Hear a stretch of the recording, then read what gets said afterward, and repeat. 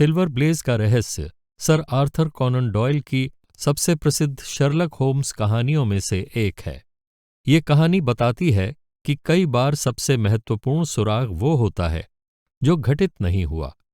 यदि आपको रहस्य, रोमांच और बुद्धिमत्ता से भरपूर क्लासिक कहानियां पसंद हैं, तो ये प्रस्तुति आपके लिए है। एक विश्वविख्यात रेस का घोड़ा अचानक गायब हो जाता है।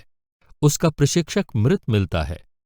पुलिस के पास ढेरों सुराग हैं, लेकिन सच उनसे कोसों दूर है।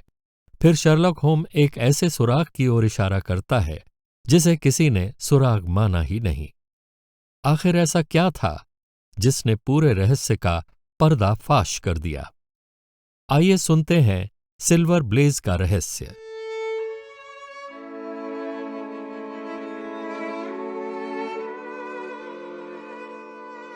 सुबह नाश्ते की मेज पर हम बैठे ही थे कि होम्स बोल पड़ा, वॉटसन, डर है कि मुझे अब जाना ही पड़ेगा।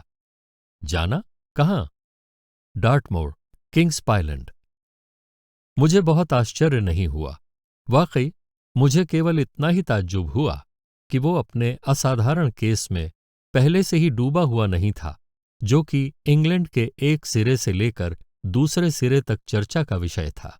सारे दिन मेरा साथी कमरे में अपनी छाती पर अपनी ठुड्डी झुकाए और भौहें चढ़ाए किसी उधेड़बुन में गंभीरता से कुछ सोच रहा था। साथ ही साथ वो कड़क तंबाकू से अपनी पाइप को बार बार भरता और सुलगाता भी जाता था। वो मेरे किसी भी प्रश्न और टिप्पणी पर बहरा सा हो गया था। हर अखबार का ताज़ा संस्करण हमें एक नज़र डालने के लिए और फिर कोने में फेंक दिए जाने के लिए हमारे अखबार के एजेंट के द्वारा हमें भेज दिया जाता था। अभी भी वो शांत ही था, पर मैं ये अच्छी तरह जानता था कि वो कौन सी बात थी जिस पर वो सोच रहा था। लोगों के सामने सिर्फ एक ही समस्या थी जिसने उसके आकलन की शक्ति को चुनौती दी, और वो थी बेसेक्स कप के पसंदीदा घोड़े का गायब हो जाना एवं इसके प्रशिक्षक की दुखद हत्या। फिर उसने अचानक ही इस नाटक के इरादे की घोषणा कर दी, जिसका मुझे पहले से ही अंदाजा और उम्मीद थी। तुम्हारे साथ चलने में मुझे बहुत ही खुशी होगी अगर मैं बीच में न पड़ रहा हूं तो, मैंने कहा। प्रिय वॉटसन, तुम्हारा चलना तो मेरे लिए बड़ा सम्मानजनक होगा, और जहां तक मैं समझता हूं कि आपका वक्त जाया भी नहीं होगा, क्योंकि इस मामले में कुछ ऐसे बिंदु हैं जो कि इसे पूरी तरह से अनोखा बनाते हैं।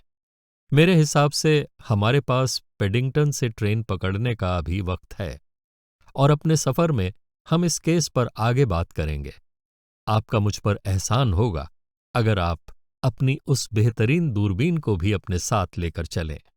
और फिर यही हुआ कि 1 घंटे या कुछ और देर बाद ही मैंने अपने आप को गाड़ी के पहले दर्जे में कोने में बैठा हुआ पाया। गाड़ी एग्जैक्टर के लिए उड़ी चली जा रही थी, जबकि अपने तीखे नैन नक्श और उत्सुकता भरे चेहरे वाला शर्लक होम्स कानों तक ढकी टोपी पहने उन ताज़ा तरीन कागजों के बंडल में डूबा हुआ था जो कि उसने पेडिंगटन में ही इकट्ठा किए थे। उनके अंतिम कागज को सीट के नीचे डालने के बहुत पहले ही मैंने पढ़ना बंद कर दिया था, और फिर उसने अपना सिगार वाला डिब्बा मेरी तरफ बढ़ा दिया। ट्रेन की खिड़की से बाहर की तरफ देखते हुए वो बोला, अच्छा, तो हम चल तो अच्छी चाल से ही रहे हैं। और फिर एक निगाह अपनी घड़ी पर डाली। इस समय हमारी रफ्तार 53.5 मील प्रति घंटा की है। मैंने कहा, 1/4 मील के निशान वाले खंभों पर मैंने ध्यान नहीं दिया। मैंने भी नहीं, पर इस लाइन पर टेलीग्राफ के खंभे 60 गज की दूरी पर लगे हुए हैं, और इसीलिए इनका जोड़ बहुत ही आसान है। मुझे लगता है कि तुमने जॉन स्टार्कर के कत्ल और सिल्वर ब्लेज के गायब होने वाले मामले पर ध्यान दिया होगा। ये उस तरह के मामलों में से है जिसमें नए सबूतों को प्राप्त करने के लिए विवरणों के विश्लेषण के बजाय तार्किकता की कला का इस्तेमाल होना चाहिए। ये त्रासदी पूरी तरह से इतनी असामान्य और बहुत से लोगों के लिए तो निजी महत्व की थी कि हम अनुमान, अटकल और परिकल्पना की बहुतायत को महसूस कर रहे थे। रिपोर्टरों और टिप्पणी करने वालों की नमक मिर्च लगी जानकारियों से मिली पूरी तरह से अमान्य वास्तविकताओं से सच्चाई की रूपरेखा को अलग करना अपने आप में एक बड़ी समस्या थी। इस ठोस आधार पर खुद को जमाते हुए जो भी परिणाम निकल सकता है, उसे देखना और वे कौन कौन से महत्वपूर्ण बिंदु हैं जिन पर यह पूरा रहस्य टिका हुआ है, इसे जानना हमारा कर्तव्य बन चुका था। मंगलवार की शाम मुझे कर्नल रॉस, जो कि उस घोड़े के मालिक हैं, और इंस्पेक्टर ग्रिगोरी, जो कि इस मामले की छानबीन कर रहे हैं, दोनों से ही मुझे निमंत्रण का एक टेलीग्राम मिला। मंगलवार की शाम को मिला? मैं चौंक पड़ा। और आज बृहस्पतिवार की सुबह है, तुम कल ही क्यों नहीं चल दिए? प्रिय वॉटसन, क्योंकि मुझसे एक बड़ी गलती हो गई थी कि मैंने इस घटना को एक मामूली घटना ही समझा।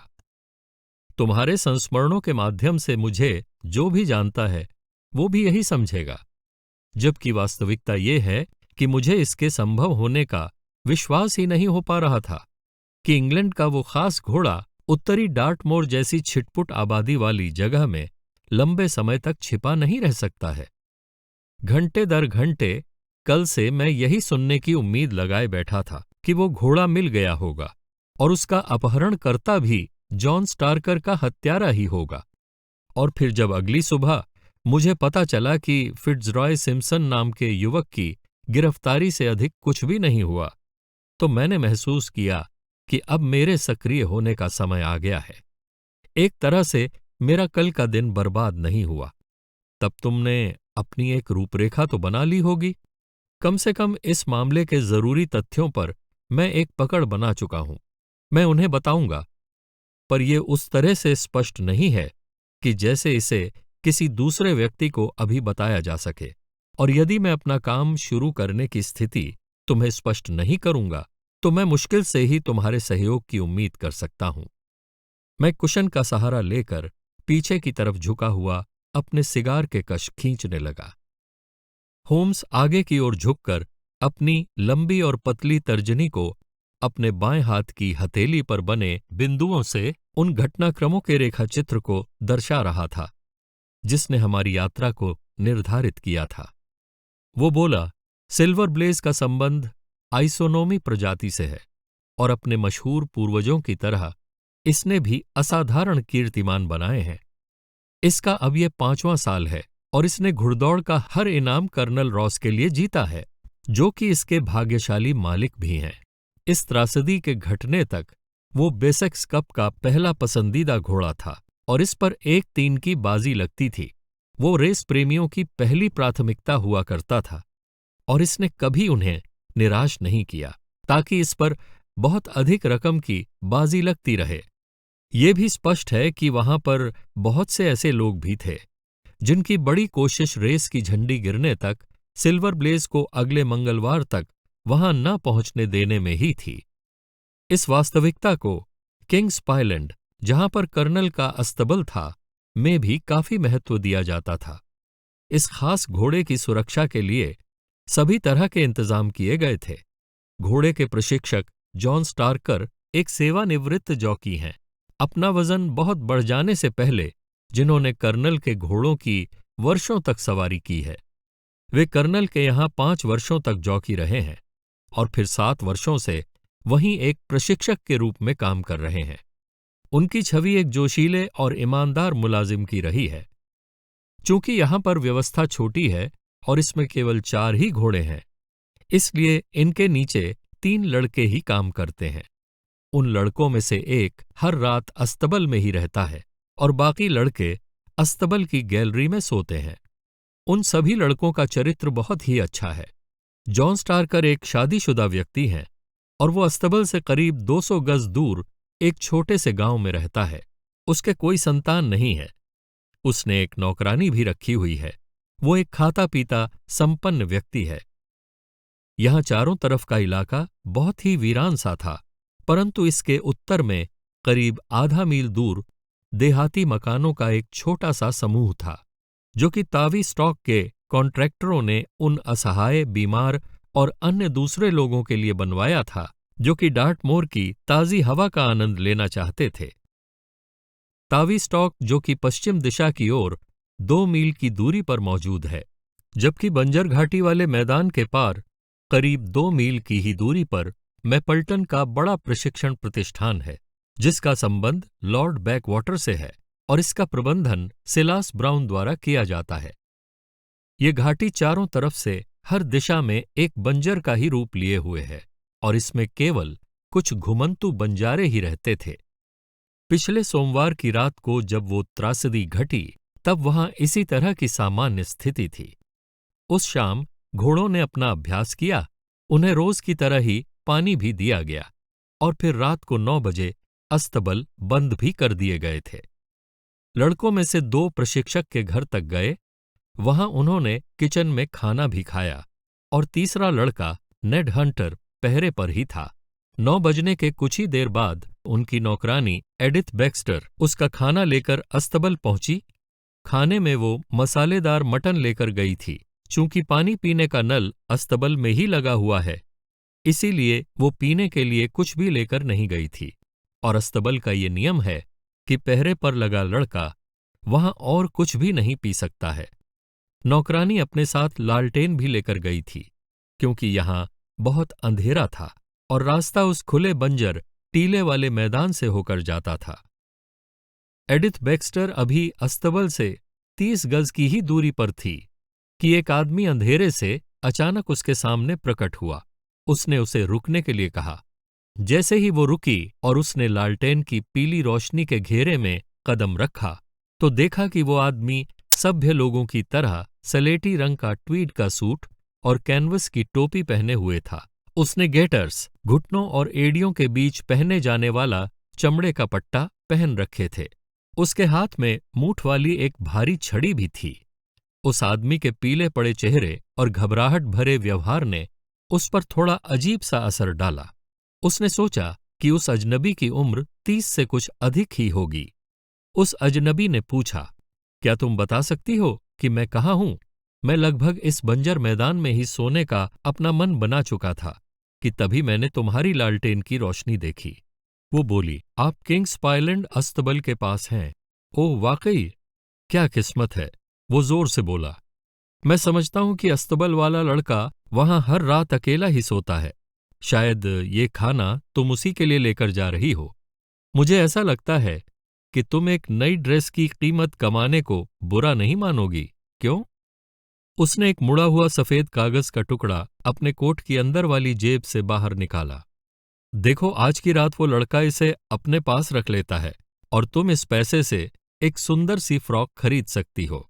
वो लड़की उसके इस अजीबोगरीब व्यवहार से डर गई और उसके पीछे से होती हुई उस खिड़की की तरफ भागी जिससे वो रोजाना खाना पहुंचाती थी। खिड़की पहले से ही खुली हुई थी और अंदर हंटर एक छोटे से टेबल पर बैठा हुआ था। उसके साथ जो भी कुछ घटित हुआ वो हंटर को बताने लगी और तभी वो अजनबी व्यक्ति फिर से आ पहुंचा और खिड़की से झांकते हुए बोला, गुड इवनिंग, मैं तुमसे कुछ कहना चाहता हूं। जैसे ही वो बोला, लड़की ने शपथ खाकर बताया कि उस समय कागज के टुकड़े का कोना उस आदमी की बंद मुट्ठी से झांक रहा था।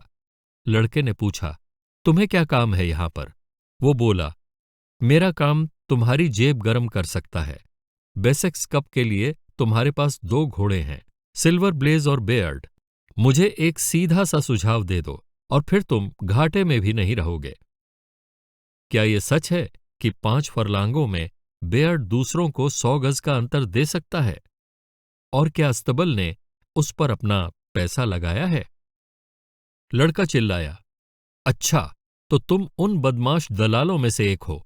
रुको, मैं तुम्हें दिखाता हूं कि हम उनके साथ किंग्स पाइलैंड में कैसा सलूक करते हैं। वो उछला और अस्तबल को पार करता हुआ कुत्ते को खोलने के लिए भागा। लड़की घर की तरफ भागी और भागते समय जैसे ही उसने मुड़कर देखा तो पाया कि वो आदमी खिड़की के नीचे झुक रहा था। एक ही मिनट बाद जब हंटर बड़े से कुत्ते के साथ लौटा, तब तक वो आदमी गायब हो चुका था। हंटर उसे ढूंढने के लिए चारों तरफ भागा, पर उसे उस आदमी का कोई भी निशान नहीं मिला। मैंने कहा, 1 मिनट के लिए रुकिए, क्या जब वो अस्तबल वाला लड़का कुत्ते को लाने के लिए भागा था, तब उसने पीछे दरवाजा खुला छोड़ दिया था? मेरा साथी फुसफुसाया, बहुत अच्छे वॉटसन, बहुत अच्छे। इस बिंदु ने मुझ पर इतना गहरा असर डाला कि मैंने कल ही इस मामले का खास टेलीग्राम डार्टमोर इसको स्पष्ट करने के लिए भेज दिया था। लड़के ने कमरा छोड़ने के पहले इसे बंद कर दिया था, और साथ ही मैं ये भी बता रहा हूं कि खिड़की भी इतनी बड़ी नहीं थी कि एक आदमी उसमें से आसानी से निकल सके। हंटर ने अपने साथी साइसों के आने तक इंतजार किया, फिर प्रशिक्षक को इसका संदेश भेजा और बताया कि वहां पर क्या घटित हुआ था। स्टार्कर ये सुनकर बहुत उत्तेजित था। हालांकि वो इसके वास्तविक अभिप्राय को पूरी तरह से नहीं समझ पा रहा था। इसने उसे थोड़ा असमंजस में डाल दिया था। श्रीमती स्टार्कर, जिनकी आंख रात में 1 बजे ही खुल गई थी, तभी उन्होंने देखा कि स्टार्कर अपने कपड़े पहनकर तैयार हो रहा था। उनके पूछने पर जवाब में वो बोला, घोड़े के बारे में सोचकर बेचैनी की वजह से मैं सो नहीं सका, और इसीलिए मैं ये देखने के लिए कि सब ठीक ठाक है, अस्तबल तक जा रहा हूं। बारिश की बूंदों की आवाज खिड़की पर सुनकर उसकी पत्नी ने उसे घर पर ही रुकने को कहा, परंतु उसकी विनती के बावजूद उसने अपना बड़ा सा रेनकोट पहना और घर से निकल पड़ा। जब श्रीमती स्टार्कर सुबह 7 बजे सोकर उठीं, तब उन्होंने देखा कि उनके पति अभी तक नहीं लौटे हैं। वे जल्दी जल्दी तैयार हुईं और नौकरानी को आवाज दी, फिर अस्तबल की ओर चल पड़ीं। अस्तबल का दरवाजा खुला हुआ था और भीतर हंटर कुर्सी पर निढाल सोया पड़ा था। वहां उस पसंदीदा घोड़े की जगह भी खाली थी और उसके प्रशिक्षक का कुछ भी पता न था। दोनों लड़के, जो कि घोड़ों के सामान रखने वाले कमरे के ऊपर भूसा काटने वाली गैलरी में सोए थे, जल्दी से उठ गए। चूंकि वे बहुत ही गहरी नींद में सोने के आदी थे, इसीलिए उस रात उन्होंने कुछ भी नहीं सुना। ऐसा मालूम पड़ता था कि हंटर किसी तेज नशे के प्रभाव में था, क्योंकि उसे बिल्कुल भी होश नहीं था। इसीलिए उसे सोता छोड़कर वे दोनों लड़के और दोनों औरतें उस लापता घोड़े तथा उसके प्रशिक्षक को ढूंढने बाहर भागे। उनको अभी भी उम्मीद थी कि प्रशिक्षक घोड़े को अभ्यास के लिए जल्दी लेकर चला गया होगा, किंतु घर के पास टीले पर चढ़ते समय, जहां से पास के सभी टीले दिखाई पड़ते थे, वे उस गायब हो चुके पसंदीदा घोड़े का कुछ भी निशान न देख सके, बल्कि उन्हें कुछ ऐसी आशंका हुई कि वे किसी परेशानी में पड़ गए होंगे। अस्तबल से करीब 1/4 मील की दूरी पर जॉन स्टार्कर का ओवरकोट एक कंटीली झाड़ी में फंसा फड़फड़ा रहा था, और उससे थोड़ी ही दूर पर कटोरे के आकार का एक गड्ढा था, जिसकी तलहटी में उस दुर्भाग्यशाली प्रशिक्षक का मृत शरीर पड़ा हुआ था। उसका सिर किसी भारी हथियार से हिंसक ढंग से चोट पहुंचाकर छिन्न भिन्न कर दिया गया था, और उसे जांघ पर भी घायल कर दिया गया था, जहां पर कटने का एक लंबा निशान साफ दिख रहा था, जो कि लगता था कि किसी बहुत ही तेज धारदार हथियार से ही हुआ था। ये स्पष्ट था कि स्टार्कर ने अपने हमलावर का जोरदार विरोध किया था, क्योंकि उसने अपने दाहिने हाथ में एक छोटा सा चाकू पकड़ रखा था। चाकू पर मूठ तक खून के धब्बे लगे हुए थे, और उसके बाएं हाथ में एक लाल और काला सिल्क का मफलर लिपटा हुआ था, जो कि उस नौकरानी ने पहचान लिया कि ये वही मफलर था जो पिछली शाम अस्तबल आने वाले उस अपरिचित आदमी ने पहन रखा था। नशे के प्रभाव से बाहर आने के बाद हंटर भी उस मफलर के मालिक के बारे में काफी आश्वस्त हो गया था। उसे भी इस बात का यकीन था कि उसी अजनबी आदमी ने खिड़की के पास खड़े होते समय उसके मसालेदार मटन में कुछ नशा मिला दिया था, ताकि अस्तबल उनकी निगरानी से बच सके। और जहां तक गायब घोड़े का सवाल है, उसके बहुत से सबूत उस खतरनाक गड्ढे की तलहटी की मिट्टी में मौजूद थे, जो कि उस समय हुए संघर्ष के वक्त बन गए थे। हालांकि जिस सुबह से वो घोड़ा गायब हुआ था, उसके बाद उस पर एक बड़ा इनाम भी घोषित कर दिया गया था। उसके साथ ही डार्टमोर के सभी बंजारों को इसके लिए चेतावनी भी दे दी गई थी, परंतु अभी तक उसकी कोई खबर नहीं मिली थी। अंततः एक जांच से ये पता चला कि अस्तबल वाले लड़के के बचे हुए खाने में अच्छी मात्रा में अफीम का पाउडर मिलाया हुआ था, जबकि उसी रात घर में रहने वाले लोगों ने इस खाने को ही खाया था। तब उन पर इसका कोई दुष्प्रभाव नहीं हुआ। ये सभी इस मामले के मुख्य तथ्य हैं, जिसमें सारे अनुमान बताए गए हैं, और जहां तक संभव है इसे बिना किसी लाग लपेट के ही व्यक्त किया गया है।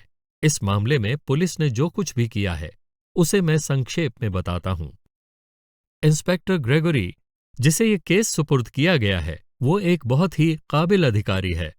यदि उसमें कल्पना की भी शक्ति होती तो वो अपने पेशे में बहुत आगे तक जा सकता था। आते ही उसने तत्परता से उस आदमी को खोज लिया और गिरफ्तार भी कर लिया, जिस पर संदेह स्वाभाविक रूप से हो रहा था। उसे ढूंढने में थोड़ी ही परेशानी हुई, क्योंकि वो उन्हीं देहाती मकानों में रह रहा था जिनके बारे में मैं पहले ही बता चुका हूं। उसका नाम फिट्जरॉय सिम्पसन है। उसकी पैदाइश बहुत ही अच्छे घर की और शिक्षा भी अच्छी थी, परंतु उसने अपना भाग्य रेस के जुए में नष्ट कर लिया था, और अब वो लंदन के एक स्पोर्ट्स क्लब में रेस की बाजी और पैसों का हिसाब किताब रखने वाले अकाउंटेंट के रूप में काम करता था। उसकी बाजियों के हिसाब किताब से पता चलता है कि 5,000 पाउंड्स की बाजी की धनराशि उसके द्वारा उस पसंदीदा घोड़े के खिलाफ दर्ज की गई थी। गिरफ्तार होने पर उसने खुद ही बताया था कि वो किंग्स पाइलैंड के घोड़ों की कुछ सूचना लेने के उद्देश्य से डार्टमोर गया था, और उसकी रुचि अपने दूसरे पसंदीदा डेसबोरो के बारे में भी थी, जो कि मैपल्टन के अस्तबल में सिलास ब्राउन की देखरेख में था। पिछली शाम को उसके व्यवहार के बारे में जो कुछ भी बताया गया, उसमें उसने बताया कि उसकी कोई दुर्भावनापूर्ण योजना नहीं थी और वो केवल प्रत्यक्ष सूचना ही प्राप्त करना चाहता था। जब उसका मफलर उसके सामने रखा गया, तब वो पीला पड़ गया और हत्या किए गए व्यक्ति के हाथ में इसकी मौजूदगी के बारे में बताने में वो पूर्णतया असमर्थ था। उसके भीगे कपड़े बता रहे थे कि वो पिछली रात को बारिश में बाहर निकला था, और उसकी भारी मूठ वाली छड़ी इस बात का सबूत थी कि ये वही हथियार हो सकता था जिसके बार बार प्रहार से उस प्रशिक्षक को गहरी चोटें आईं। परिणाम स्वरूप वो मर गया। दूसरी तरफ इस व्यक्ति के शरीर पर घाव या चोट का कोई निशान नहीं था, जबकि स्टार्कर के चाकू की स्थिति से पता चलता है कि हमलावर पर चोट का कम से कम एक निशान तो होना ही चाहिए। वॉटसन, संक्षेप में अब तुम सब कुछ जान चुके हो, पर यदि तुम इस पर थोड़ी और रोशनी डालो तो मैं तुम्हारा आभारी रहूंगा। मैंने होम्स के इस विवरण को बहुत ही रुचि लेकर सुना, जो कि उसने बहुत ही विवेचनापूर्ण और स्पष्टता के साथ मुझे बताया था। हालांकि उन तथ्यों में से अधिकतर से मैं परिचित था, और मैंने उनके आपसी संबंध और उनसे संबंधित महत्व को बहुत तरजीह नहीं दी थी। मैंने उससे पूछा कि क्या यह संभव नहीं है कि स्टार्कर का घाव उनके आपसी संघर्ष में उसके अपने ही चाकू से लगा हो और दिमाग में चोट लगने के बाद उसकी मृत्यु हुई हो। होम्स ने कहा, ऐसा संभव हो पाना कठिन है, पर मुमकिन हो सकता है। ऐसी स्थिति में अभियुक्त के पक्ष के बहुत से बिंदुओं में से एक बिंदु गायब हो जाता है। मैंने कहा, अभी भी मैं ये समझने में असमर्थ हूं कि इसमें पुलिस का क्या विचार हो सकता है। मेरे साथी ने पलट कर जवाब दिया, मुझे इस बात का डर है कि हमने अपना जो भी मत व्यक्त किया है उसका इससे बहुत ही कड़ा विरोध है।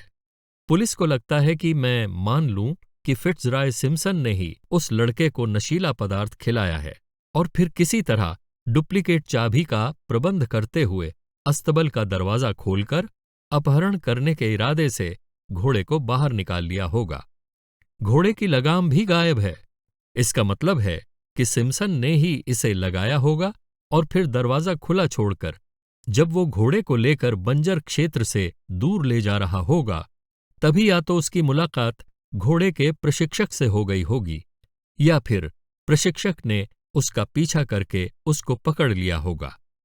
परिणामतः उनमें झगड़ा हुआ, जिसमें सिम्पसन ने अपनी भारी मूठ वाली छड़ी से प्रशिक्षक के सिर पर जोर से मारा होगा और स्टार्कर के उस चाकू की मार से भी खुद को बचा लिया होगा, जिसे वो प्रशिक्षक आत्मरक्षा के लिए इस्तेमाल करता था।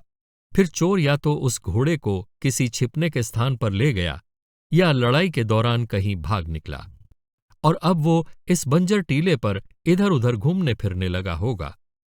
दूसरी ओर विवेचनाएं अभी और भी असंभाव्य हैं।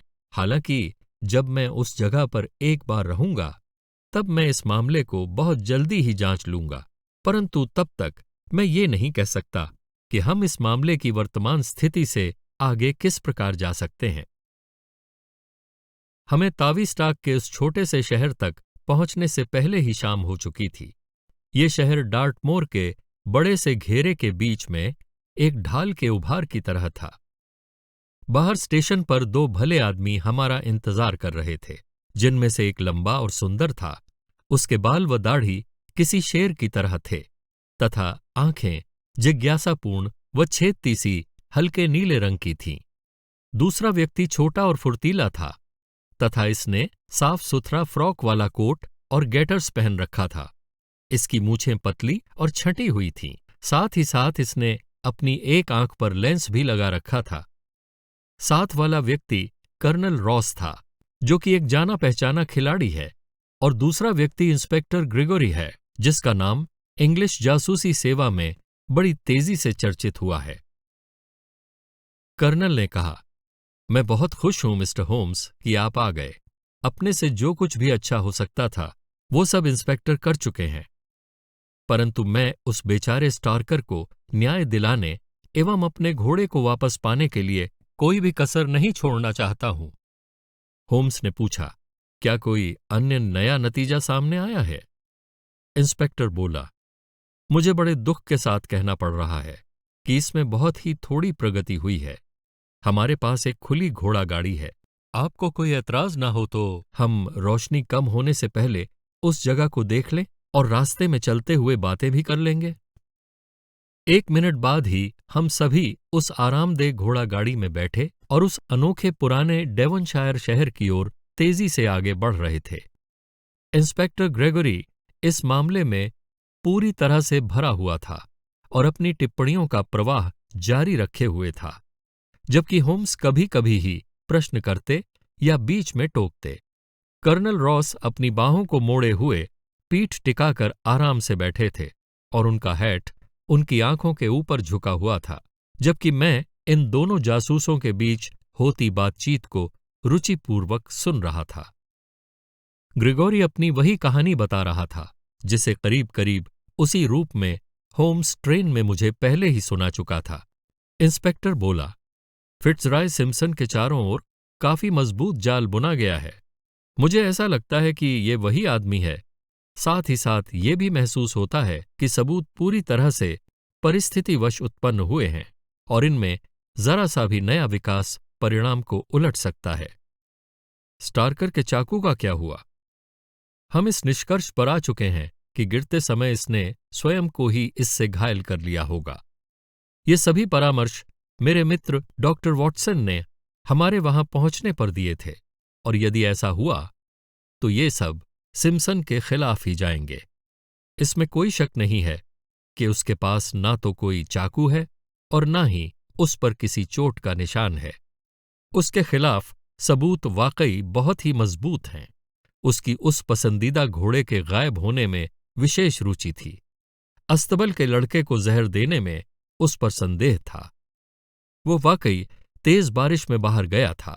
उसके पास बतौर हथियार वो भारी मूठ वाली छड़ी थी और उसका मफलर मृतक के हाथों में पाया गया था। ऐसा लगता है ज्यूरी के सामने जाने के लिए हमारे पास काफी कुछ है। होम्स ने अपना सिर हिलाया और कहा, पर एक चतुर वकील इनकी धज्जियां उड़ा देगा। यदि वो घोड़े को घायल ही करना चाहता तब इसने इसे वहीं क्यों नहीं कर दिया? अस्तबल के बाहर क्यों ले गया? क्या इसके पास अस्तबल की दूसरी चाबी मिली थी? उसे अफीम का पाउडर किस केमिस्ट ने बेचा था? और इन सब से ऊपर इस शहर से अपरिचित उस व्यक्ति ने इस तरह के घोड़े को कहां छिपा दिया? उस कागज के बारे में वो क्या कहता है जिसे उसने उस नौकरानी को, उस लड़के को देने के लिए दिया था?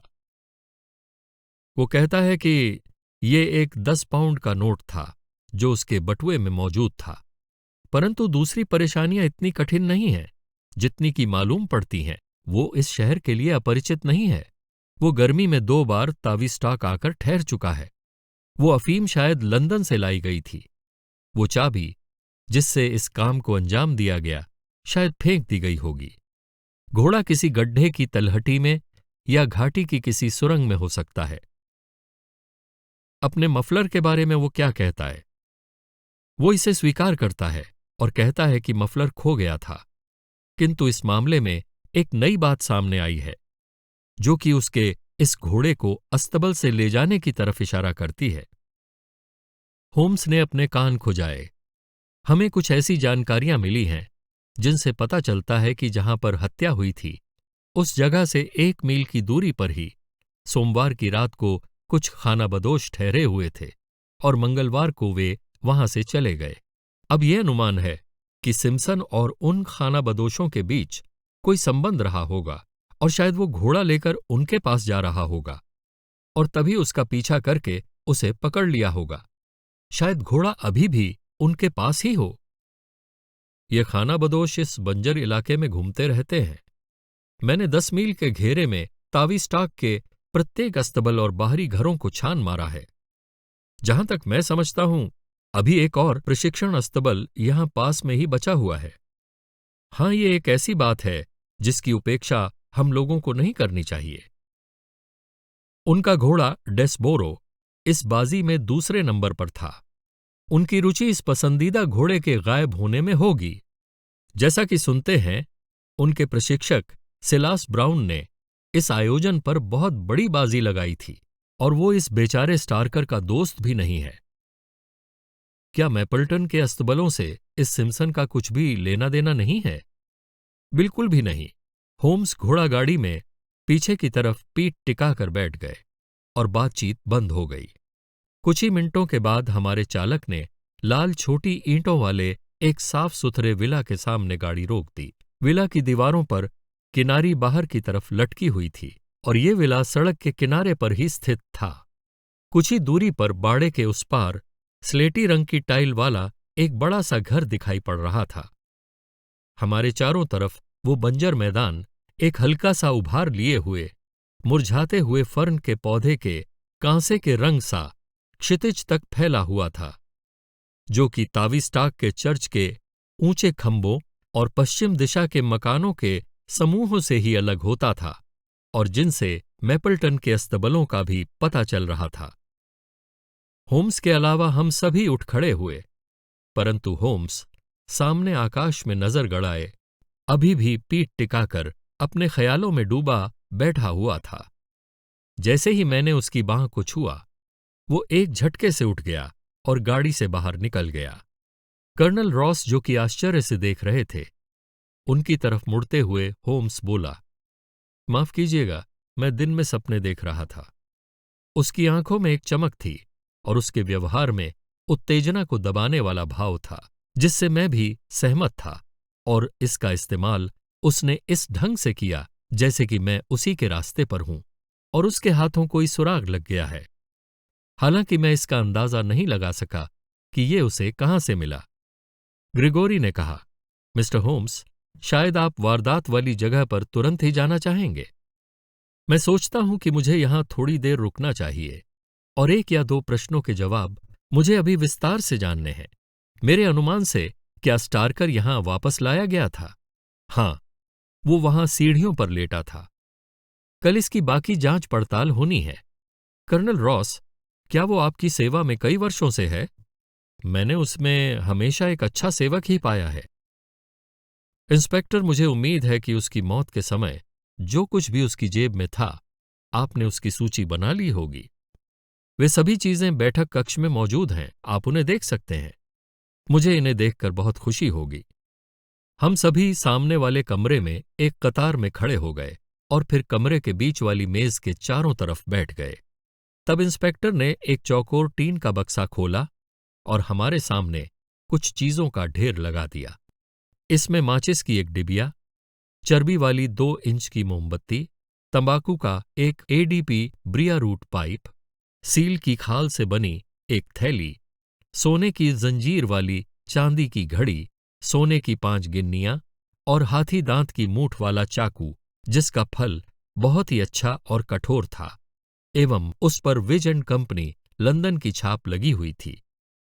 होम्स ने इसे उठाकर बहुत ही गौर से देखते हुए कहा, यह बड़ा अजीब सा चाकू है। मुझे इस पर खून के धब्बे दिख रहे हैं।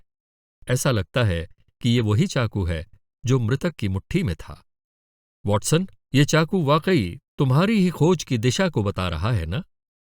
मैंने कहा, इसे हम मोतियाबिंद की चीर फाड़ वाला चाकू कह सकते हैं। मुझे भी ऐसा ही लगता है। इसकी इतनी अच्छी धार किसी बहुत ही सूक्ष्म व नाजुक किस्म के काम के लिए बनाई गई है। एक बड़ी विचित्र सी बात है कि एक व्यक्ति इसे ऐसे कठोर रूखे काम पर लेकर जा रहा था, खासतौर से जबकि ये उसकी जेब में बंद भी नहीं हो सकता है। इंस्पेक्टर बोला, इसकी नोक पर सुरक्षा के लिए कॉर्क की प्लेट लगी हुई थी, जो कि हमें इसके शरीर के बगल में पड़ी मिली थी।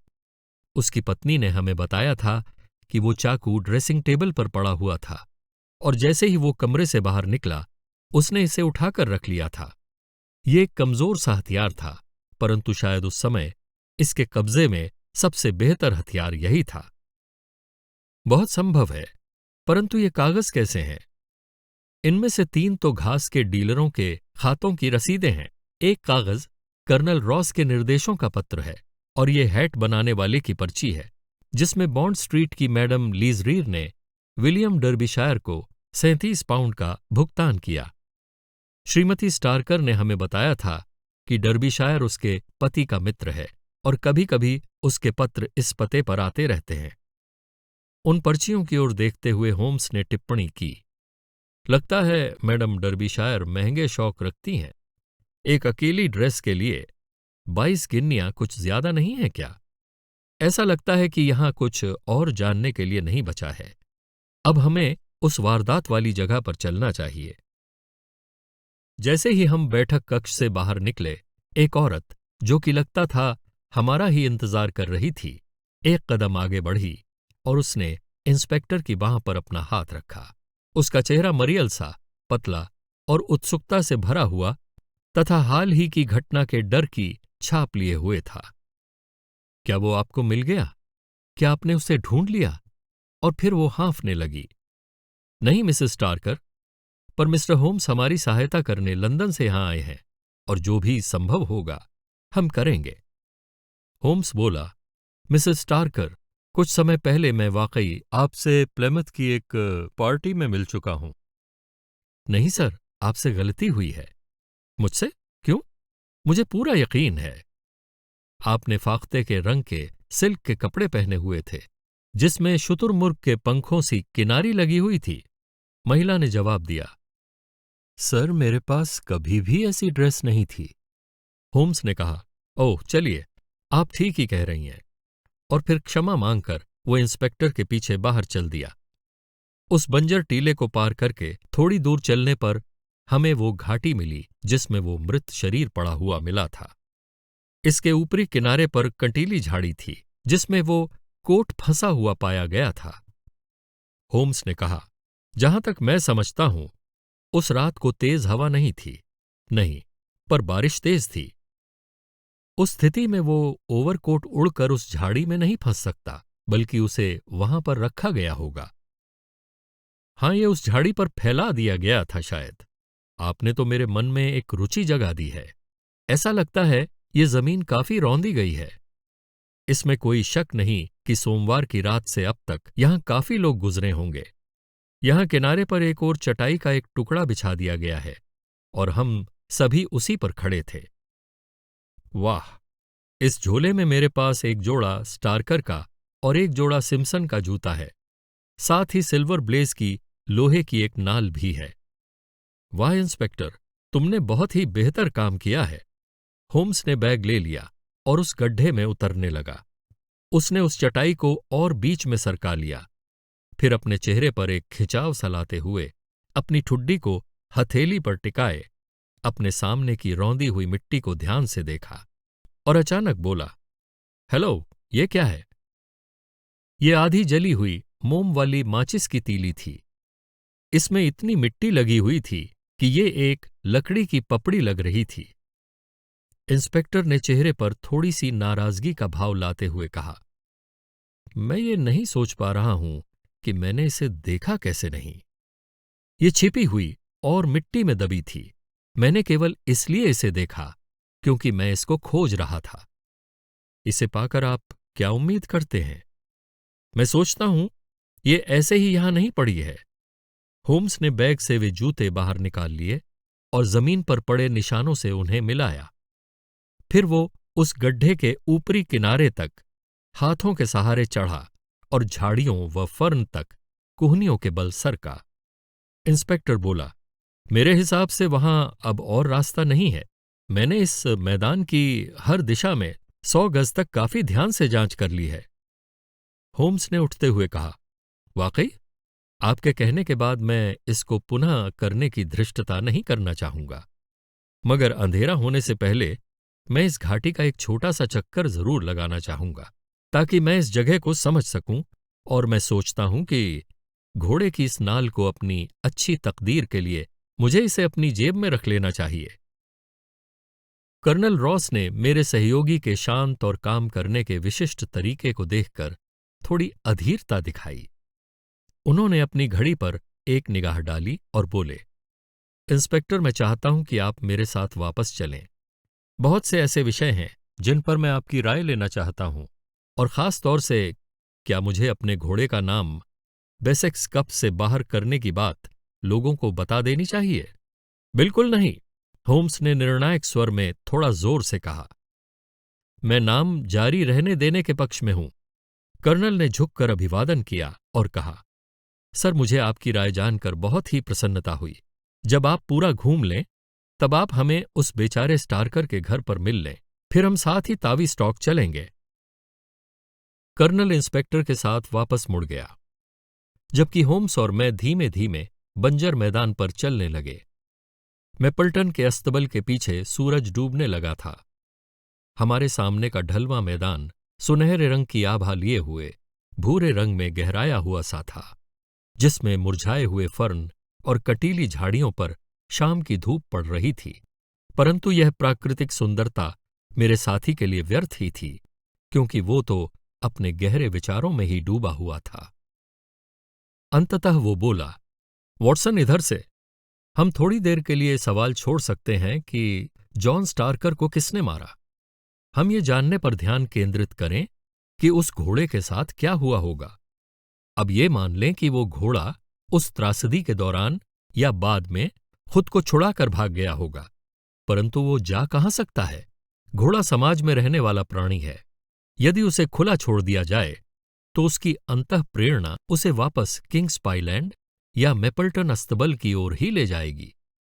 वो इस बंजर जमीन पर इधर उधर क्यों भटकेगा?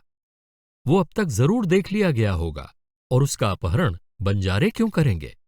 ऐसे लोग जब भी अशांति की चर्चा सुनते हैं तो वे उस जगह को छोड़ देते हैं, क्योंकि वे पुलिस के झंझट में नहीं पड़ना चाहते।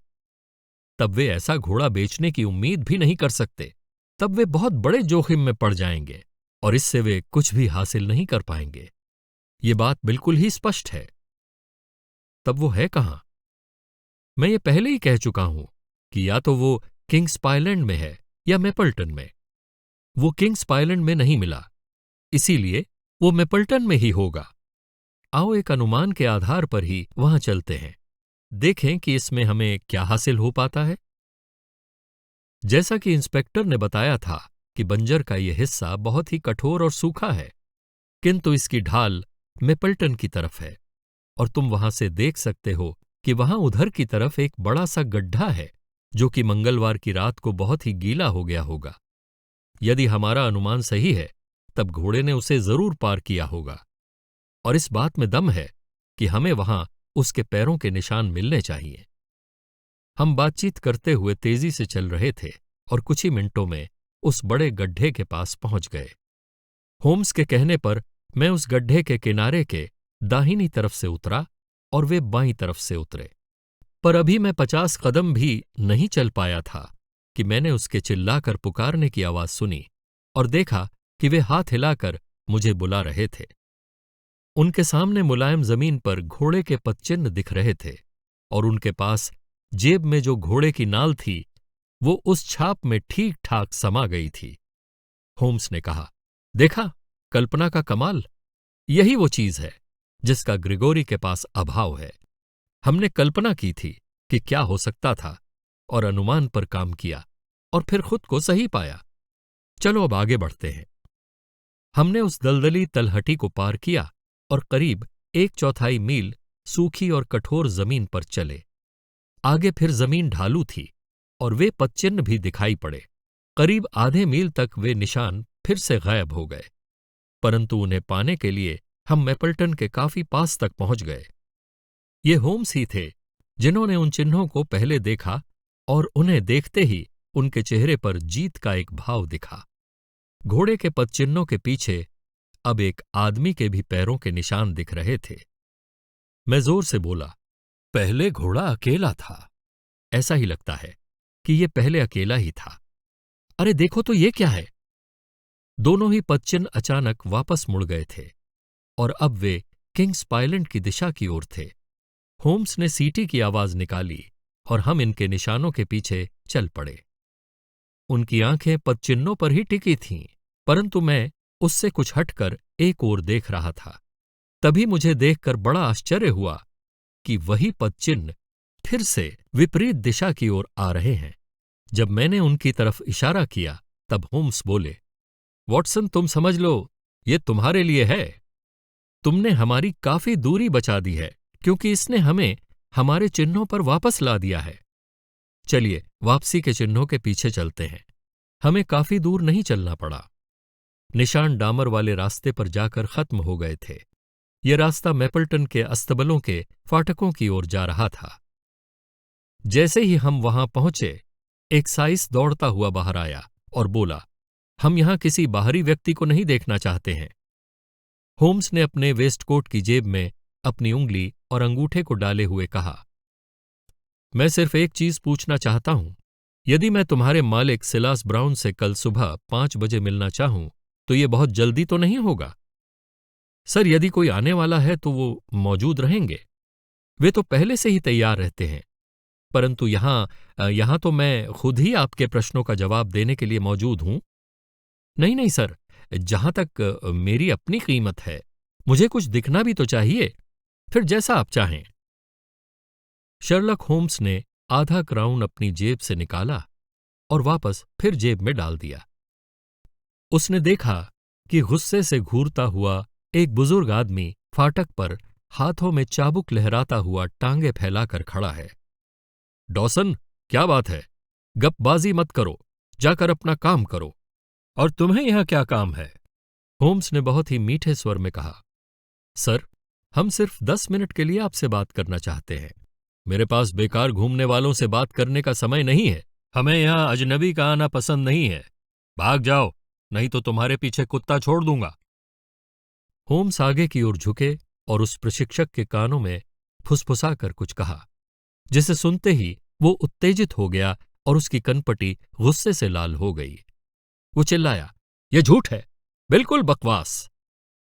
ठीक है, क्या हम इस बारे में यहीं लोगों के सामने बात करें या तुम्हारे कमरे में चलें? अच्छा, तुम चाहते हो तो भीतर आ जाओ। होम्स मुस्कुराया और बोला, वॉटसन, मैं कुछ ही मिनटों में लौट कर आता हूं। हाँ तो मिस्टर ब्राउन, अब ये आप पर निर्भर करता है। अभी सिर्फ 20 मिनट ही बीते थे कि होम्स और वो प्रशिक्षक फिर से वापस आते दिखे, परंतु अब उस प्रशिक्षक की वो सारी गुस्से वाली लाली मुरझाकर रंग छोड़ चुकी थी।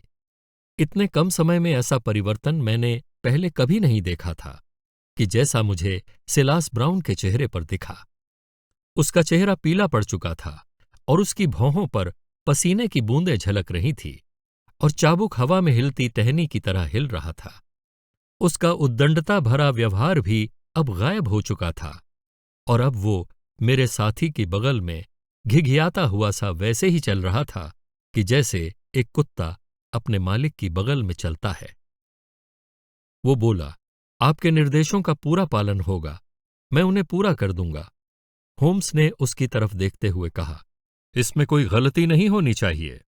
जैसे ही उसने होम्स की आंखों में एक धमकी भरी चेतावनी देखी तो वो कांप गया। ओह नहीं, इसमें कोई गलती नहीं होगी, ये काम जरूर हो जाएगा। क्या मुझे इसे पहले ही बदलना है या नहीं? होम्स ने 1 मिनट रुककर कुछ सोचा और फिर जोर से हंस पड़ा। वो बोला, नहीं, अभी नहीं, मैं इस बारे में तुमको लिखूंगा। हाँ, अब और कोई चालाकी नहीं, नहीं तो। ओह सर, आप मुझ पर विश्वास करें। आप मुझ पर विश्वास कर सकते हैं। हाँ, ऐसा लगता है कि मैं कर सकता हूं। अच्छा, तो तुमसे कल बात होगी। इतना कहकर वो उस आदमी के हिलते हुए हाथ पर ध्यान न देते हुए, जो कि उसने इन्हीं के लिए बाहर निकाला था, वापस मुड़ा और किंग्स आइलैंड की ओर चल पड़ा। जब हम साथ साथ पैदल वापस आ रहे थे, तभी होम्स ने टिप्पणी की, ट्रेनर सिलास ब्राउन उद्दंडता, भीरुता और टुच्चेपन का अद्भुत नमूना है। मैं शायद ऐसे ही व्यक्ति से पहले भी कभी मिला हूं। तब क्या घोड़ा उसी के पास है? उसने पहले तो घुड़की देने की कोशिश की, पर मैंने उसकी करनी का वर्णन इतने सही ढंग से किया कि वो ये मान गया कि जैसे मैं उसे ये सब करते हुए देख रहा था। वाकई, तुमने पैरों के उस चिन्ह में एक खास तरह के चौकोर अंगूठे वाला निशान देखा था, जो कि बिल्कुल उसके जूते के जैसा ही था। और ये भी सच है कि कोई भी मातहत कर्मचारी ऐसा काम करने का साहस नहीं करेगा। मैंने उसे बताया कि कैसे वो अपनी आदत के अनुसार पहले निचले मैदान में आया। उसने वहां एक अपरिचित घोड़ा बंजर में घूमते हुए देखा। फिर कैसे वो इसके पास गया और इसके सफेद माथे को देखकर, इसे पहचान कर कि ये तो मशहूर घोड़ा फेवरेट है, जिस निशान की वजह से ही तो उसका फेवरेट नाम पड़ा। और फिर कैसे वो आश्चर्यचकित रह गया। उसे एक मौका मिला था कि यही वो घोड़ा था जो कि उसके उस घोड़े को हरा सकता था जिस पर वो अपना पैसा लगा चुका था। फिर मैंने ये भी बताया कि पहले किस प्रकार उसकी प्रेरणा उसे किंग्स आइलैंड की तरफ ले चली, और फिर बुराई ने उसे वो रास्ता दिखाया, किस तरह वो रेस के खत्म होने तक उस घोड़े को छिपा सकता था, और फिर किस प्रकार वो इसे वापस ले आया और इसे मैपल्टन में छिपा दिया। जब मैंने उसे ये सारा विवरण बताया तो वो हताश हो गया और फिर केवल अपनी जान बचाने की ही गुहार लगाने लगा। परंतु उसके अस्तबलों में तो खोजबीन की जा चुकी थी। ओह, उसके जैसे पुराने खिलाड़ी के पास धोखा देने के बहुत तरीके हैं। परंतु उसके पास घोड़ा रहने देने में क्या तुम्हें इसका डर नहीं कि उसकी रुचि इसे नुकसान पहुंचाने में ही है? मेरे प्यारे साथी, वो इसकी सुरक्षा अपनी जान की तरह ही करेगा, क्योंकि वो जानता है कि इसको सुरक्षित पहुंचाना ही उसके ऊपर होने वाली दया की आखिरी उम्मीद है।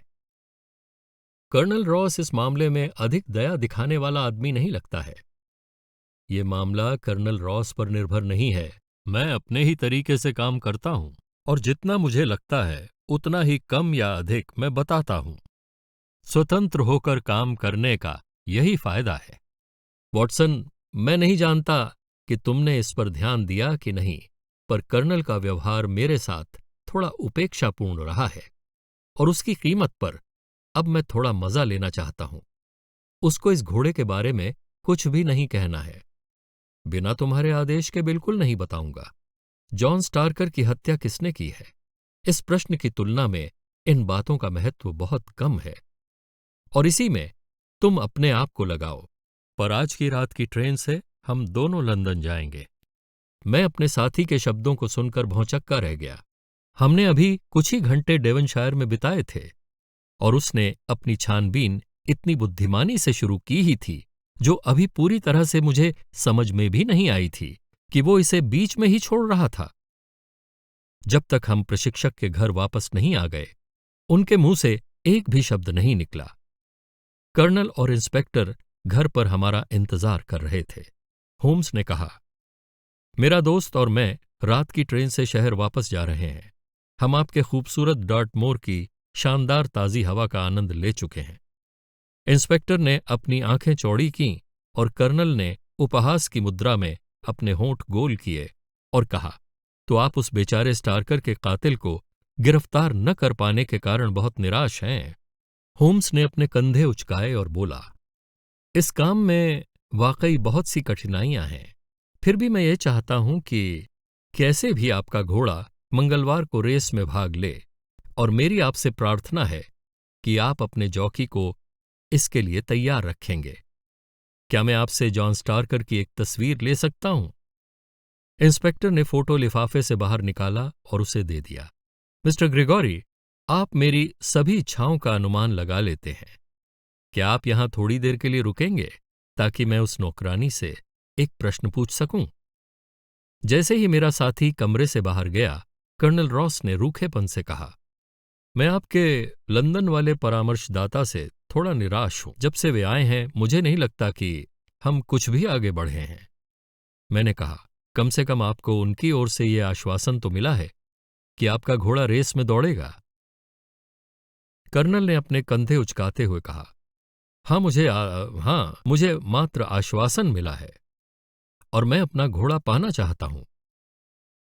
जब वो दोबारा कमरे में घुसे तो मैं अपने साथी की प्रतिरक्षा में कुछ जवाब देने ही वाला था कि वे बोल पड़े, हाँ, तो अब मैं ताविस्टाक के लिए पूरी तरह से तैयार हूं। जैसे ही हम घोड़ा गाड़ी में चढ़े, तभी अस्तबल के एक लड़के ने हमारे लिए दरवाजा खोला। होम्स के दिमाग में अचानक कोई विचार कौंधा। उन्होंने आगे झुककर उस लड़के की बाहों को छुआ और कहा, तुम्हारे अस्तबल में कुछ भेड़ें भी हैं। उनकी देखभाल कौन करता है? मैं ही करता हूं सर। क्या तुमने उनके साथ कुछ होते हुए देखा है? नहीं सर, ज्यादा तो नहीं, पर उनमें से 3 भेड़ें लंगड़ा रही हैं। मैं देख सकता था कि होम्स बहुत ही खुश था और उसने प्रसन्नता से अपने हाथों को आपस में रगड़ा। मेरी बाह में चिकोटी काटते हुए वे बोले, दूर की कौड़ी वॉटसन, बहुत दूर की कौड़ी। भेड़ों में हुए इस खास संक्रामक रोग पर मैं आपका ध्यान आकर्षित कराना चाहूंगा मिस्टर ग्रेगोरी। चलो कोचवान। कर्नल रॉस के चेहरे पर वही भाव थे जो कि उन्होंने मेरे साथी की काबिलियत के लिए पहले से ही बना रखे थे, परंतु मैंने इंस्पेक्टर के चेहरे पर एक उत्सुकता का भाव देखा। उसने पूछा, आप उन्हें जरूरी समझते हैं? बहुत ही ज्यादा जरूरी। क्या इसमें कोई ऐसा बिंदु है जिस पर आप मेरा ध्यान खींचना चाहेंगे? हाँ, घटना वाली उस रात को कुत्ते के विचित्र व्यवहार पर। उस रात कुत्ते ने कुछ भी नहीं किया, शर्लक होम्स ने कहा। ये एक अजीब सी बात है। 4 दिनों के बाद ही मैं और होम्स बेसेक्स कप की रेस देखने विंचेस्टर जाने वाली ट्रेन में फिर से जा रहे थे। पहले से ही तय कार्यक्रम के अनुसार कर्नल रॉस स्टेशन के बाहर हमसे मिले और हम शहर से दूर रेस के मैदान की तरफ चल पड़े। उनके चेहरे पर गंभीरता थी और उनका व्यवहार काफी ठंडा था। कर्नल ने कहा, मैंने अभी तक अपना घोड़ा नहीं देखा है। होम्स बोले, मुझे लगा कि उसे देखकर आपने पहचान लिया होगा। कर्नल बहुत गुस्से में था। उसने कहा, मैं पिछले 20 सालों से इस क्षेत्र में हूं और इस तरह का प्रश्न मुझसे किसी ने नहीं किया। एक बच्चा भी सिल्वर ब्लेज को उसके सफेद माथे और चित्तीदार अगले पैरों को देखकर पहचान लेगा। रेस की बाजी का क्या हाल है? हाँ, ये इसका एक जिज्ञासा वाला पहलू है। कल तक आप रेट 15-1 का रख सकते थे, पर आज अब कीमत कम और कम होते होते मुश्किल से 3-1 तक की ही रह गई है। होम्स बोले, ये बात साफ है कि कोई कुछ जानता है। जैसे ही हम दर्शक दीर्घा के पास पहुंचने वाले थे, मैंने रेस में भाग लेने वाले प्रतिभागियों को देखने के लिए उनकी सूची कार्ड पर एक नजर डाली। बेसेक्स कप।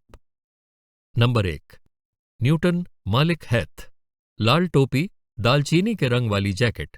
नंबर 2, पुगिलिस्ट मालिक कर्नल वार्डलॉ, गुलाबी टोपी, नीली काली जैकेट। नंबर 3, डेस्बोरोग मालिक लॉर्ड बैकवाटर, पीली टोपी और बांहदार जर्सी। नंबर 4, सिल्वर ब्लेज मालिक कर्नल रॉस, काली टोपी, लाल जैकेट। नंबर 5, आयरिश बालमोराल के ड्यूक, पीली और काली पट्टी। नंबर 6, रॉस्पर मालिक लॉर्ड सिंगलफोर्ड, बैंगनी टोपी, काली बांहदार जर्सी। कर्नल ने कहा, हमने अपने दूसरे घोड़े को हटा दिया और आपके आश्वासन पर अपनी सारी उम्मीदें लगा दी। क्यों? क्या हुआ? कहाँ है सिल्वर ब्लेज? रिंग से जोरदार आवाज आई, सिल्वर ब्लेज 5 से 4, सिल्वर ब्लेज 5 से 4, डोस्बोरोग 5 से 15, मैदान पर 5 से 4। मैं चीख कर बोला, वहां संख्या बढ़ रही है। वहां पर सभी 6 घोड़े मौजूद हैं। कर्नल अधिक उत्तेजना से चीख पड़ा, क्या वहां सभी 6 घोड़े मौजूद हैं? इसका मतलब मेरा घोड़ा रेस में दौड़ रहा है, पर वो मुझे दिखाई नहीं पड़ रहा है। मेरा वाला रंग अभी मेरे सामने से नहीं गुजरा है। केवल 5 घोड़े ही गुजरे हैं। तब यही वाला होना चाहिए। जैसे ही मैं बोला, एक तगड़ा गहरे भूरे रंग का घोड़ा भार मापन के सामने से गुजरा और उसकी पीठ पर कर्नल वाली जानी बूझी काली टोपी और लाल जैकेट भी मौजूद थी। घोड़े का मालिक चीखा, वो मेरा घोड़ा नहीं है। उस घोड़े पर सफेद बाल नहीं है। मिस्टर होम्स, ये आपने क्या किया? मेरे साथी ने बिना परेशान हुए ही कहा, देखो देखो, वो कितना अच्छा दौड़ रहा है। कुछ देर के लिए उसने मेरी दूरबीन लेकर देखा। वो आदतन चीखा, वाह क्या शानदार शुरुआत है। वे सब वहां हैं और अब मोड़ पर घूम रहे हैं। जब वे सीध में आते थे, तब हमारी जगह से उनका दृश्य बहुत ही अच्छा दिखाई देता था। वे 6 घोड़े आपस में इतने पास पास थे कि एक कालीन से उनको ढका जा सकता था, परंतु आधी ही दूरी पर मेपल्टन अस्तबल का पीला वाला उनमें से आगे दिखा। इससे पहले कि वे हम तक पहुंचते, हालांकि डेस्बरोग की दौड़ काफी तेज थी, पर कर्नल का घोड़ा आंधी की तरह आया और अपने प्रतिद्वंद्वी के पहुंचने से 6 लेंथ पहले ही पोस्ट को पार कर गया। बालमोराल के ड्यूक का आयरिश तीसरे नंबर पर था। कर्नल ने लंबी सांस भरते हुए और अपने हाथों से अपनी आंखों को ढकते हुए कहा, कैसे भी करके ये रेस मेरी हो गई। मैं ये स्वीकार करता हूं कि इस रेस में मैंने न तो चित्त देखी और न ही पट। मिस्टर होम्स, क्या आपको ऐसा नहीं लगता कि आपने अपने रहस्य को कुछ ज्यादा ही लंबा खींचा? सचमुच कर्नल, मगर आप सब कुछ जान जाएंगे। आइए साथ चलते हैं और घोड़े पर एक नजर डालते हैं। कर्नल ने कहा, घोड़ा इधर है, और वो हमें उस तरफ ले चले जहां सिर्फ घोड़े के मालिकों और उनके मित्रों को ही जाने की अनुमति थी। होम्स बोले, आपको इस घोड़े के मुंह और पैरों को वाइन या स्पिरिट से धुलवाना होगा। तब आप देखेंगे कि ये वही पहले वाला सिल्वर ब्लेज ही है। मुझे घोड़ा एक जालसाज के पास मिला और जैसे ही ये वापस भेजा गया, मैंने इसके दौड़ने की आजादी हासिल कर ली। आपने तो कमाल कर दिया। घोड़ा भी बिल्कुल ठीक ठाक दिख रहा है। ये अपनी जिंदगी में इतना अच्छा कभी नहीं दौड़ा।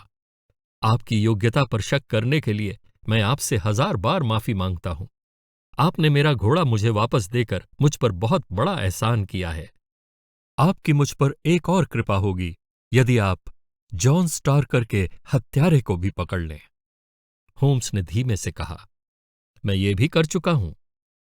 कर्नल और मैं उन्हें आश्चर्य से देखने लगे। आपने उसे पकड़ लिया है? तब वो है कहां? वो यहीं पर है। यहां? कहां? इस समय वो मेरे साथ ही है। कर्नल गुस्से में भर गया और बोला, मिस्टर होम्स, मैं ये मानता हूं कि आपका मुझ पर एहसान है, परंतु आपने अभी जो कहा वो मेरे लिए एक बुरा मजाक या अपनी बेइज्जती ही है। शर्लक होम हंस पड़ा। मैं आपको इसके लिए निश्चिंत कर देता हूं कि मैंने आपको इस अपराध में शामिल नहीं किया। असली हत्यारा तो आपके पीछे खड़ा है। इसके साथ ही वो पीछे हटा और अपना हाथ उस घोड़े की चमकदार गर्दन पर रखा। घोड़ा? घोड़ा? मैं और कर्नल दोनों ही चीखते हुए बोले, जी हां, यही घोड़ा। और यदि मैं कहूं कि ये इसने अपनी आत्मरक्षा में किया है, तो ये इसके अपराध को कम कर सकता है। साथ ही जॉन स्टार्कर आपके विश्वास के लिए बिल्कुल ही अयोग्य व्यक्ति था। देखिए, अगली रेस की घंटी बज गई। मैं अगली रेस में भी थोड़ी सी रकम जीतना चाहता हूं। उपयुक्त समय मिलते ही मैं इस सब के बारे में विस्तार से बताऊंगा। उस शाम लंदन के लिए वापस अपने कोच में जब हम जा रहे थे, तब मुझे लगता था कि ये यात्रा कर्नल रॉस के साथ साथ मेरे लिए भी काफी छोटी थी, क्योंकि मेरे साथी ने सोमवार की उस रात को डॉर्टमोर के प्रशिक्षण अस्तबल में घटी उस घटना को कुछ इसी ढंग से हमें बताया था। होम्स ने कहा, मैं ये मानता हूं कि अखबारों की सूचनाओं के आधार पर मैंने जो भी धारणाएं बनाई थीं, वो पूरी तरह से गलत थीं, और फिर वहां इसके संकेत थे कि इसमें कौन सी वो तमाम जानकारियां नहीं थीं जिनसे सच्चाई को भी छुपाया गया था। मैं पूरे यकीन के साथ डेवनशायर गया था कि फिट्जरॉय सिम्पसन ही वास्तविक अपराधी है, हालांकि मुझे लग रहा था कि उसके खिलाफ मिले सबूत पूरी तरह सही नहीं हैं। जब मैं घोड़ा गाड़ी में था और प्रशिक्षक के घर पहुंचने ही वाला था, तभी उस मसालेदार मटन की विशेषता पर मेरा ध्यान गया। आप लोगों को याद होगा कि उस समय सभी प्रसन्न थे और मैं अनमना सा चुपचाप बैठा हुआ था। मैं अपने खुद के ही दिमाग पर अचंभित था कि इतने प्रत्यक्ष सुराग को मैंने कैसे अनदेखा कर दिया। कर्नल ने कहा, मैं मानता हूं कि अभी भी मैं देख नहीं पा रहा हूं कि ये किस तरह से हमारे लिए सहायक है। मेरे तर्कों की श्रृंखला की ये पहली कड़ी थी। अफीम का चूरा किसी भी हाल में स्वादहीन नहीं होता है। इसकी सुगंध बेकार नहीं है, पर इसे समझा जा सकता है, और जब इसे किसी सामान्य खाने में मिलाया जाता है तब खाने वाले को तुरंत ही इसका पता चल जाता है, और तब वो संभवतः इसे और अधिक नहीं खाएगा। वो मटन करी तो सिर्फ एक माध्यम थी जिससे उस स्वाद को धोखा दिया जा सके। इसमें किसी भी अनुमान की संभावना नहीं है कि उस अजनबी फिट्जरॉय सिम्पसन ने उस रात को प्रशिक्षक के पूरे परिवार को वही करी परोसी थी, और ये वाकई बहुत ही भयानक संयोग माना जाएगा कि वो उस रात को अफीम का चूरा लेकर आया तथा जब करी परोसी गई तब उसने इसकी महक को छिपाने के लिए उसे इसमें मिला दिया। ये बात सोच से बिल्कुल ही परे है। इसीलिए सिम्पसन तो इस मामले में अलग हो जाता है और हमारा ध्यान अब स्टार्कर और उसकी पत्नी पर केंद्रित होता है कि यही वे दो लोग थे जिन्होंने उस रात मसालेदार मटन को परोसने का निर्णय लिया था। जब खाना अस्तबल वाले लड़के के लिए अलग निकाल कर रख दिया गया था, तभी इसमें अफीम मिलाई गई थी, क्योंकि दूसरों ने जब वही खाना खाया तब उन पर इसका कोई दुष्प्रभाव नहीं पड़ा। उनमें से वो कौन था जो नौकरानी की निगाह बचाकर उस खाने के पास पहुंचा था? इस प्रश्न का जवाब तय करने से पहले मैंने उस कुत्ते की चुप्पी पर भी ध्यान दिया, क्योंकि एक वास्तविक निष्कर्ष निरपवाद रूप से दूसरे तथ्यों को भी दिखा देता है। सिम्पसन वाली घटना से मुझे ये पता चल गया था कि वो कुत्ता अस्तबल में ही रहता था, मगर जब कोई अस्तबल में घुसा और घोड़े को ले गया, कुत्ता तब इतना भी नहीं भौंका कि गैलरी में सोए वे दोनों लड़के भी जाग पाते। इसका मतलब साफ है कि आधी रात को आने वाले आगंतुक को कुत्ता अच्छी तरह से पहचानता था। मैं पूरी तरह से निश्चिंत था कि जॉन स्टार्कर ही उस रात के अंधेरे में अस्तबल में गया था और उसी ने सिल्वर ब्लेज को बाहर निकाला था। पर किस लिए? ये बिल्कुल ही स्पष्ट है कि बेईमानी के लिए, और इसने अपने ही अस्तबल के लड़के को नशीला पदार्थ क्यों खिलाया था? इस क्यों को जानने में मैं अभी असफल था। इससे पहले इस तरह के बहुत से मामले आए हैं जिसमें अपने ही घोड़ों को दलालों के हाथों सौंप और उन्हें धोखेबाजी से जीतने से रोककर काफी पैसा बनाया है। ये काम कभी कभी जौकी को मिलाकर और कभी कभी निश्चित और सूक्ष्म ढंग से किया जाता है। यहां इसमें से कौन सा तरीका अपनाया गया था? मुझे उम्मीद थी कि उसकी जेब से निकले सामानों से ही मुझे सहायता मिल सकती थी, और इसमें हुआ भी ऐसा ही। आपको याद होगा कि उस मृतक के हाथ में एक खास तरह का चाकू मिला था जिसका कोई भी समझदार आदमी बतौर हथियार इस्तेमाल नहीं करेगा। डॉक्टर वॉटसन ने जैसा कि हमें बताया था कि इस तरह के चाकू का इस्तेमाल बड़े ही खास तरह के ऑपरेशन में चीर-फाड़ के लिए किया जाता है, और इसका इस्तेमाल उस रात को एक खास तरह के ऑपरेशन के लिए ही किया जाने वाला था। कर्नल रॉस, आपको रेस के मामले में हुए अपने ढेरों अनुभवों से ये पता होगा कि घोड़े के पुट्ठे पर उसकी नस में एक छोटा सा चीरा लगाना संभव है, और इसे चमड़ी के भीतर लगाया जा सकता है ताकि किसी तरह का निशान दिखाई ना पड़े। इस तरह से तैयार किया गया घोड़ा थोड़ा सा लंगड़ाने लगेगा और इसे अपने अभ्यास के दौरान खिंचाव महसूस होगा या गठिया से पीड़ित हो जाएगा, और इसमें कोई बेईमानी भी नहीं दिखेगी। कर्नल चीखा, बदमाश, दुष्ट! हमें इस बात की जानकारी हो चुकी है कि जॉन स्टार्कर क्यों उस घोड़े को बंजर टीले पर ले जाना चाहता था। ऐसे तेज तर्रार घोड़े को जब चाकू का चीरा लगाया जाएगा, तब वो गहरी से गहरी नींद में सोने वालों को भी जगा देगा। इसीलिए ऐसे काम के लिए खुले मैदान का होना बहुत ही जरूरी है। कर्नल ने कहा। मैं अंधा हो गया था। और हां, इसीलिए उसने मोमबत्ती भी जलाई थी। बेशक, पर उसके सामानों की जांच करते वक्त मैं इतना भाग्यशाली था कि मुझे न केवल उस अपराध का तरीका ही पता चला, बल्कि उसके उद्देश्य का भी पता चल गया। एक दुनियादार आदमी होने के नाते कर्नल, आप जानते ही हैं कि कोई भी व्यक्ति किसी दूसरे की बिल पर्चियां अपनी जेब में रखकर नहीं घूमता है। हम में से अधिकतर लोग अपने खुद के ही बिल चुकता करने के लिए जेब में रख लेते हैं। मुझे तुरंत ही पता चल गया था कि स्टार्कर दोहरी जिंदगी जी रहा था और उसने कहीं और भी अपना दूसरा घर बसा रखा था। बिल देखकर लगता था कि इस मामले में एक महिला भी है और जिसका स्वभाव काफी खर्चीला है। ये बात और है कि आप अपने नौकरों के साथ बहुत उदार हैं, फिर भी इसकी आशा कम ही है कि वे अपनी औरतों के लिए 20 गिन्नी की महंगी ड्रेस खरीद सकेंगे।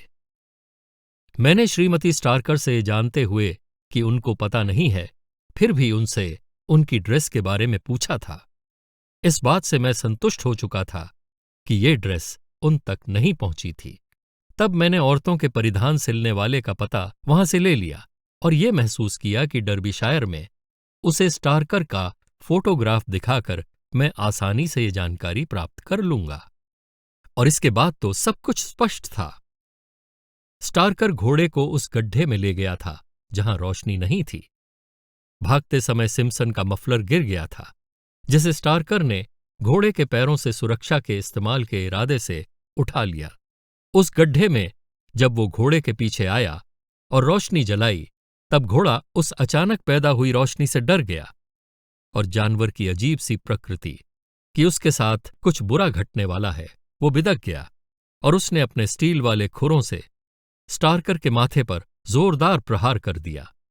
उधर स्टार्कर बारिश होने के बावजूद इस सावधानी से करने वाले काम के लिए अपना ओवरकोट पहले ही उतार चुका था। अतः वो गिर पड़ा और उसका चाकू उसकी ही जांघ में धंस गया। मैं अब सब कुछ स्पष्ट कर चुका हूं। कर्नल जोर से चिल्लाया, कमाल है, कमाल हो गया। लगता है आप वहीं थे। मेरा अंतिम निशाना, मैं स्वीकार करता हूं, काफी लंबा था। मुझे इस बात ने सोचने पर मजबूर कर दिया था कि स्टार्कर जैसा घाघ आदमी बिना किसी पूर्वाभ्यास के ही क्या नस काटने वाले इस खास तरह के चाकू का इस्तेमाल कर लेगा। उसने किन चीजों पर अभ्यास किया होगा। मेरी निगाह भेड़ों पर पड़ी और मैंने प्रश्न पूछा था, जिससे मुझे आश्चर्य के साथ पता चला कि मेरा अनुमान सही था। जब मैं लंदन वापस लौटा तो मैंने उस ड्रेस बनाने वाले से स्टार्कर के बारे में पूछा। उसने बताया कि डर्बीशायर में स्टार्कर उसका एक असाधारण ग्राहक है, जिसकी एक खूबसूरत और बहुत ही महंगे शौक रखने वाली बीवी भी है। मुझे इसमें कोई शक नहीं है कि उस महिला ने स्टार्कर को सिर से पांव तक कर्ज में डुबो दिया होगा और जिसकी वजह से उसे इस दुखद रास्ते को अपनाना पड़ा होगा। कर्नल ने जोर देकर कहा, आपने सभी चीजें बताईं, पर एक बात छोड़ दी, वो घोड़ा कहाँ था? हां, ये एक जगह बंद था और आपके एक पड़ोसी ने इसका ख्याल रखा था। मैं सोचता हूं कि हमें उसे क्षमा करते हुए भूल जाना चाहिए। मालूम पड़ता है क्लेफार्म जंक्शन आ गया है। अगर मैं गलत नहीं हूं तो हम 10 मिनट से भी कम समय में विक्टोरिया में होंगे। कर्नल, अगर आप हमारे कमरे में साथ ही सिगार पीने चलें तो मुझे आपको कुछ और इसी तरह के किस्से सुनाने में और भी खुशी होगी और हो सकता है उन्हें सुनने में आपको भी मजा आए। अभी आप सुन रहे थे आर्थर कॉनन डॉयल की लिखी हुई ये कहानी मेरी यानी अतुल हरिश्चंद्र की आवाज में। यदि कहानी आपको अच्छी लगी हो तो वीडियो को लाइक करें और अपने विचार कमेंट में अवश्य लिखें। और यदि अभी तक आपने हमारे इस चैनल को सब्सक्राइब नहीं किया है तो एक किस्सा एक कहानी को सब्सक्राइब करके बेल आइकन दबा दें, ताकि विश्व साहित्य की ऐसी ही कालजयी कहानियां आप तक सबसे पहले पहुंचती रहें। अगले एपिसोड में फिर मिलेंगे एक नई कहानी और एक नए रहस्य के साथ। नमस्कार।